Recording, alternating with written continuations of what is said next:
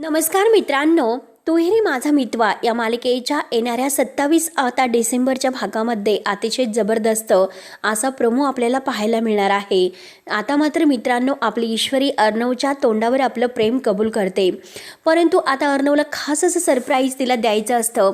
काही करून आता अर्णव जर खुश झाले असेल असं जबरदस्त डेकोरेशन आपण करायला पाहिजे आणि ते डेकोरेशन करून मात्र आपण अर्णव सरांना आपलं प्रेम कबूल करायला पाहिजे असे मात्र आता ईश्वरी ठरवते।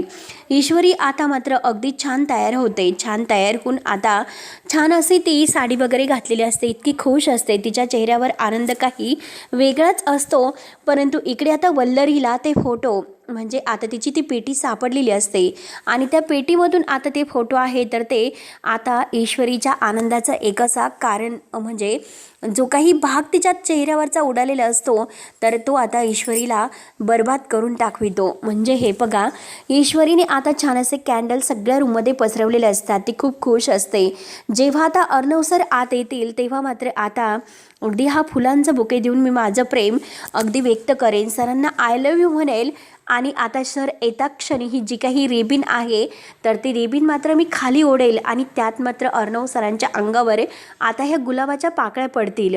म्हणून ईश्वरी जेव्हा ती रेबिन ओढते, पण होतं काय, त्यात या वल्लरीने अर्णव सरांच्या बाबांचे आणि ईश्वरीच्या आईचे ते फोटो त्यात ठेवलेले असतात आणि आता रेबिन ओढत्या क्षणी मात्र आता ईश्वरीच्या हातामध्ये सगळीकडे ते फोटो पडतात आणि तो फोटो बघून ईश्वरीच्या पायाखालची जमीन सरकते।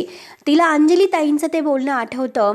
आता ईश्वरी विचार करते की माझी आई आणि अर्णवचे बाबा एकत्र कसे, म्हणजे मागच्या वेळेस आपल्याला अंजली ताईने जे सांगितलं होतं म्हणजे आता यांचा संसार उद्ध्वस्त करणारी माझी आईच आहे, तर हे ईश्वरीला आता समजते। आणि आता हे अर्णव सरांना जर समजलं तर कसं अवघड होईल।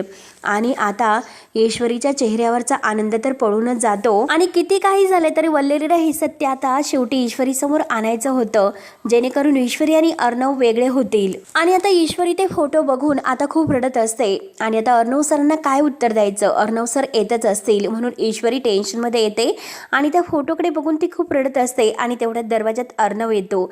अर्णव म्हणतो की मिस इंदोर, अगं काय काय सांगायचं होतं तुम्हाला, सांग ना, तू इतकं जबरदस्त प्लॅनिंग काय केलेलं आहे। तर मित्रांनो, आता ईश्वरी काय करेल, आपल्या आईला हा सर्व जाब विचारेल की अर्णवला ही सर्व सत्य सांगेल, परंतु अर्णव आता ईश्वरीला कधीही सोडणार नाही आणि ईश्वरी सुद्धा अर्णवला नाही। शेवटी आता वल्लरीच हारून मात्र अर्णव आणि ईश्वरी पुन्हा नव्याने एकत्र येतात। ते बघण्यासाठी आता आपल्या चॅनलला नक्की सबस्क्राईब करत राहा। धन्यवाद।